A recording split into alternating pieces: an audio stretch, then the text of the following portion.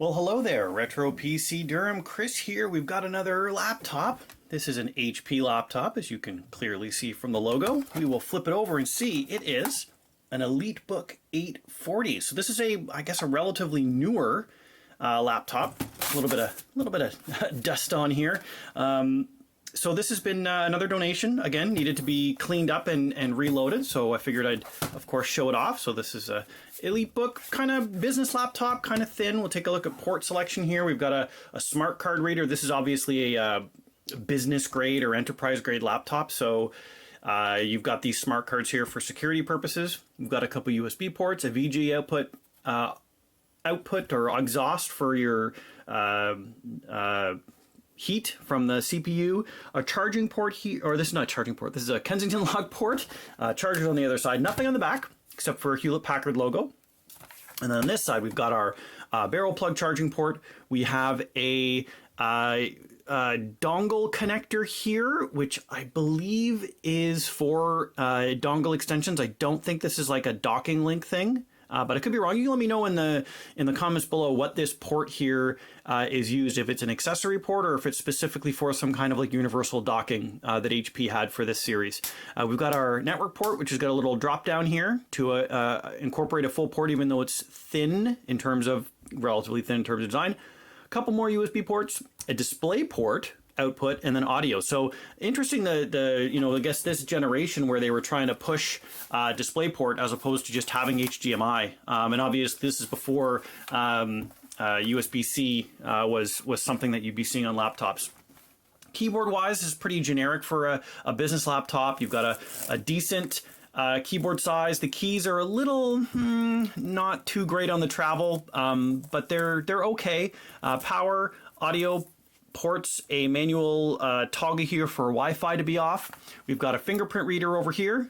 We've got our touchpad, and then we've also got a trackpad, trackpoint. I guess this isn't really called a trackpoint if it's not a ThinkPad, but it's got one there, and then your double sets of buttons as well, depending on if you're using a trackpoint or if you're using a touchpad. So pretty decent. Screen is nothing to write home about in terms of size. I believe this is a 13.3-inch screen, but it does have a camera built in up at the top there. So yeah, pretty okay. And we've got our stereo speakers. I guess there's 2 speakers, and then a little speaker grill here on the top as well for top firing speakers, which is always nice to have the top firing speakers, in my opinion, as well. Let's get this thing booted up, and we'll take a look at what we got going on in Windows. All right, we're all loaded up here with Windows 10 Professional on this machine. It had the integrated license in the BIOS, so we were able to use Pro instead of Home Edition. Processor-wise on this machine, we've got an Intel Core i5. This is a 5300U Broadwell processor. That is a 2-core, 4-thread machine, 2.3 gigahertz, boosts I think up to 2.9 when necessary, so perfectly acceptable performance for general computing use in 2021, obviously. Graphics-wise, you're using the iGPUs. This is the HD 5500 graphics. Memory on board, we've got a pair of Samsung 4 gig DIMMs, so a total of 8 gig of memory in this machine, which is great. And storage-wise, I've only got a SATA drive in here, a spinner, so it's 500 gig, which is okay. If I had a wealth of SSD drives, I'd obviously be putting SSDs into every donation machine that I have to go out the door to maximize the possible performance potential, but it still works pretty well. It's a 7200 RPM drive at least, so it's not terrible in terms of the spin performance to be able to run. So let's do our crab rave test before we get this thing packaged up to donate. We've got YouTube up and running with CrabRave. We're going at 1080p, so even though this screen is a 768p screen, we're going to go with the 1080p instead of the 720p.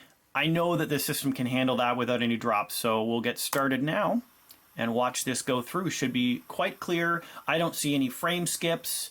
I don't see any hitches or hesitation at all on this machine. I don't expect to have any frame drops through the entire run of CrabRave. So, that's just to be expected on a machine like this that's, of a relatively new age. So that's my look at this HP EliteBook 840 that we've got up and running and ready for donation. I hope you enjoyed taking a look at this machine, find it useful in your YouTube viewing pleasure. As always, I hope you're staying safe and healthy, and we'll catch you in the next one.